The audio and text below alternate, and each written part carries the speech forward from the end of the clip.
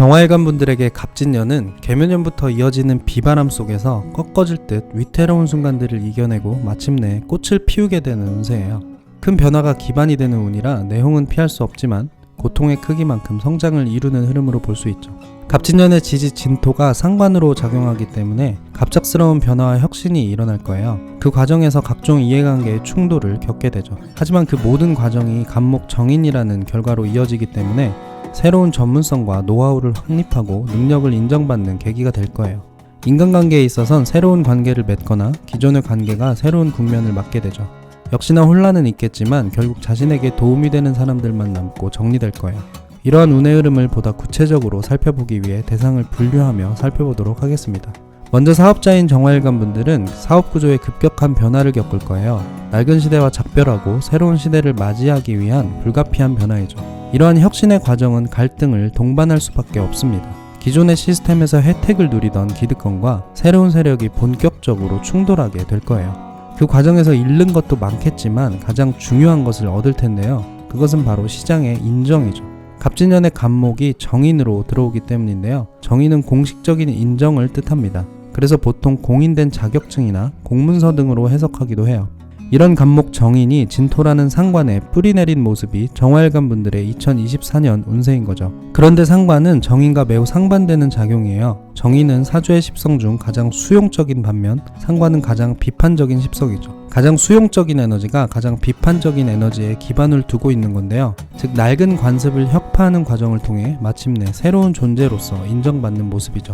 자동차 시장을 예로 들면 내연기관 자동차 시장이 죽고 전기차 시장이 본격화되는 것과 같아요. 내연기관을 대표하는 기술들은 점차 가치를 잃어갈 것이고 전기차 관련 신기술들의 가치가 만천하에 드러날 겁니다. 물론 벌써부터 시작되고 있지만 새로운 시대를 의미하는 갑목의 기운이 천간에 솟아나기 때문에 눈에 보일 만큼 분명한 현상으로 나타날 거예요. 그리고 정화일관 분들은 그것이 정인으로 작용하기 때문에 새로운 기술력과 노하우를 자신의 것으로 인정받게 되죠. 자동차 시장뿐 아니라 다양한 사업 영역에서 유사한 모습들이 나타날 거예요. 정화일관 사업자분들에겐 새로운 시대가 선물과도 같을 겁니다. 앞으로 구축해 나갈 사업들의 원천 기술과 경험을 확보하는 운이니까요. 변화에 동반되는 비용과 갈등을 슬기롭게 대처한다면 기쁜 결과를 얻을 것입니다. 다음은 직장인 정화일관 분들의 운세를 살펴볼게요. 직장인분들 역시 큰 변화를 겪을 텐데요. 속해 있는 조직이 지향하던 경영이념, 조직관리 방식, 성과 전략 등에서 대대적인 혁신이 일어날 거예요. 이해관계가 첨예하게 대립하며 수많은 논란과 갈등이 일어남에 따라 각종 구설에 휩싸일 수 있죠. 이 과정에서 정화일관 분들은 조직의 새로운 변화를 주도하는 존재가 될 거예요. 갑진년 갑목의 생을 받기 때문에 보다 높은 곳에서 빛을 내고 열기도 강해지죠. 의도치 않더라도 많은 사람들의 눈에 띌 수밖에 없는 운세로 볼 수 있어요. 또한 정화는 생명 탄생을 주도하는 열이기 때문에 그 영향력이 매우 집중적이죠. 새로운 영역에서 새로운 쓰임새를 탄생시키는 일을 맡을 것이고 그 영역에선 지배적인 영향력을 행사할 거예요. 정화일관 분들이 내는 빛을 공유하는 사람들은 함께 존재감을 드러내겠지만 반대편은 더 짙은 어둠이 드리울 수밖에 없습니다. 그렇게 빛을 잃어가는 세력의 공격과 음해를 받는 것이 불가피한 운세이기도 하죠.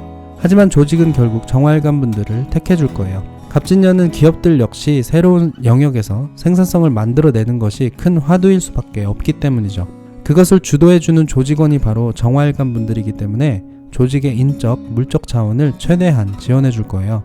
갑진년 갑목이 정인으로 작용하기 때문에 조직의 관심과 지원을 안정적으로 공급받는 운이기도 하죠. 이렇게 갑진년에 정화일관 직장인분들은 진토 상관으로 인해 다소 시끄러운 공격과 음해도 겪겠지만 결국 자신의 입지를 더욱 공고히 하는 흐름이 될 거예요. 자신을 믿고 주어진 임무를 완수하는 것에 집중한다면 원하는 결과를 얻을 수 있을 것입니다. 다음은 사랑의 관점에서 정화일관 분들의 운세를 살펴볼게요. 먼저 정화일관 남성분들은 사랑의 방향이 일방적이진 않을 거예요. 상대 여성에게 사랑을 주면서도 자신에 대한 관심도 커지는 운이죠. 사랑을 하는 데 쓰이는 에너지와 시간을 자신의 만족을 위해 쓰려는 마음이 강해지는 거예요. 갑진년의 천간인 갑목이 정인으로 작용하기 때문인데요. 정인은 나를 채우는 작용이고 목기운인 갑목은 성장의 기운이죠. 그래서 나의 내적 충만과 성장을 강하게 표방하는 운으로 볼 수 있어요. 갑진년의 진토가 상관이기 때문에 사주에 유금, 신금 등이 있다면 생과 합의 작용으로 연애 전선에 큰 문제는 없을 겁니다. 하지만 상대 여성 입장에선 자신에게 오는 애정이 약해짐을 느낄 수 있고 그로 인해 작은 갈등은 있을 수 있죠. 만약 기존에 연인이 없으셨던 분들이라면 새로운 만남이 이루어질 수는 있어요.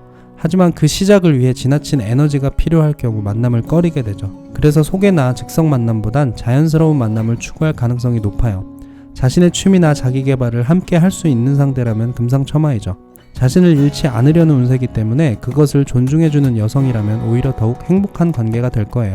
이제 정화일간 여성분들의 애정운을 살펴보겠습니다.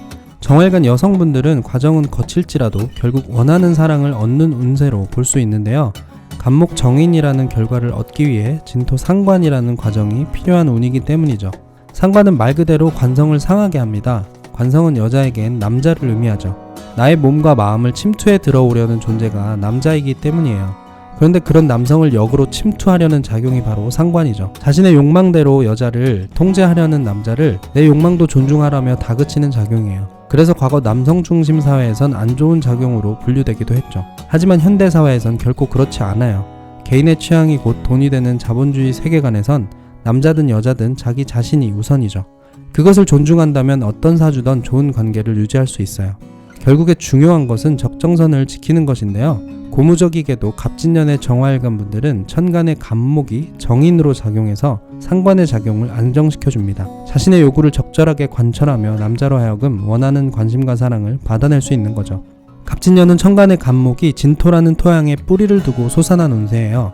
천간은 겉으로 드러나며 활용되는 기운이죠. 그런데 그 기운을 뿌리에서부터 공급받는 거예요. 간목 정인이라는 사랑받게 하는 십성이 튼튼하게 서도록 돕는 거죠. 다만 그 뿌리에는 에너지 공급원뿐 아니라 불순물도 섞여 있으니 잘 걸러내는 지혜가 필요한데요. 그 불순물은 이기심과 조급함이죠. 상대에 대한 믿음과 배려심을 잃지 않는다면 사랑 넘치는 한 해가 될 수 있을 거예요. 여기까지 정화일간 분들의 갑진년 운세를 살펴봤고요. 다음은 무토일간 운세로 찾아뵙겠습니다. 감사합니다.